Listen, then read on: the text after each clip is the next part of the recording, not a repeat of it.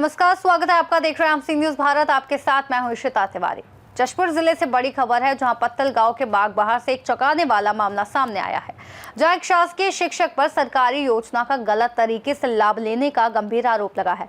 मामला पंडित जवाहरलाल नेहरू उत्कर्ष योजना से जुड़ा हुआ है, जिसको लेकर अब प्रशासनिक जांच शुरू कर दी गई है। दरअसल शासकीय कन्या पूर्व माध्यमिक शाला बाग बहार में पदस्थ शिक्षक चमर साय पैकरा पर आरोप है कि उन्होंने अपनी पुत्री उमा भारती पैकरा को गलत आय प्रमाण पत्र के आधार पर पंडित जवाहरलाल नेहरू उत्कर्ष योजना के तहत संचालित अनुसूचित जाति एवं जनजाति विद्यालय में प्रवेश दिलवाया।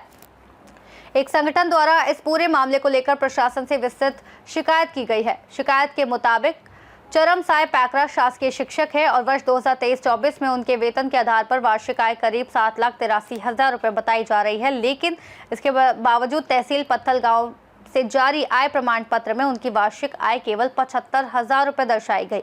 आरोप है कि इसी कथित फर्जी आय प्रमाण पत्र के आधार पर वर्ष 2024-25 में उनकी पुत्री को उत्कर्ष योजना के तहत कक्षा 6वीं में अनुसूचित जनजाति वर्ग में निःशुल्क प्रवेश दिलाया गया।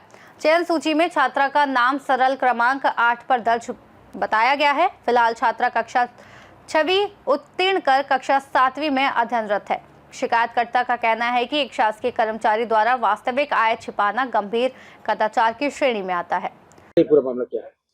शासकीय कन्या पूर्व माध्यमिक विद्यालय बागबहार में पदस्थ शिक्षक श्री चमर साय पैकरा वर्ष 2024-25 में अपनी पुत्री को पंडित जवाहरलाल नेहरू उत्कर्ष योजना के अंतर्गत फर्जी आय प्रमाण पत्र के माध्यम से प्रवेश दिलाया है, जिसकी हमने शिकायत करी है।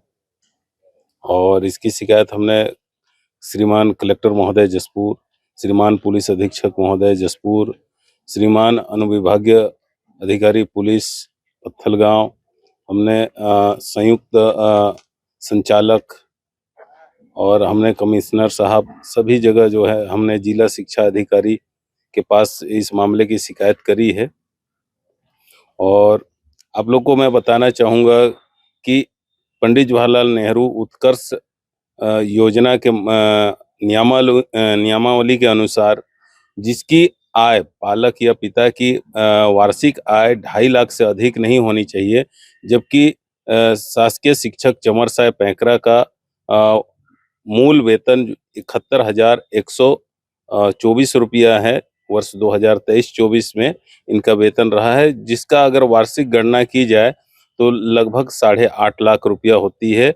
और इन्होंने फर्जी तरीके से पटवारी तहसीलदार के साथ मिलीभगत करके अपनी समस्त स्रोतों से आय 75,000 बताकर फर्जी आय प्रमाण पत्र बनवाया है, जिसके माध्यम से अपनी पुत्री को इस योजना का लाभ दिलाया है। क्या चाहते हैं हम लोग, क्या मांग? इस योजना में अपनी पुत्री को लाभ दिलाने से एक ग्रामीण क्षेत्र का एक आदिवासी अनुसूचित जनजाति वर्ग का एक विद्यार्थी, जो मेधावी प्रतिभावान विद्यार्थी का हक अधिकार पर कुठाराघात किया गया है, सेंधमारी किया गया है, जो कि एक आपराधिक कृत्य है। हम ये चाहते हैं कि इस मामले में जो भी दोषी हैं, शिक्षक चमर साय पैकरा, पटवारी, तहसीलदार महोदय और जो भी चयन समिति के पदाधिकारी, उन सभी पर वैधानिक कार्रवाई होनी चाहिए और जो दोषी हैं उन पर कड़ी से कड़ी सजा होनी चाहिए।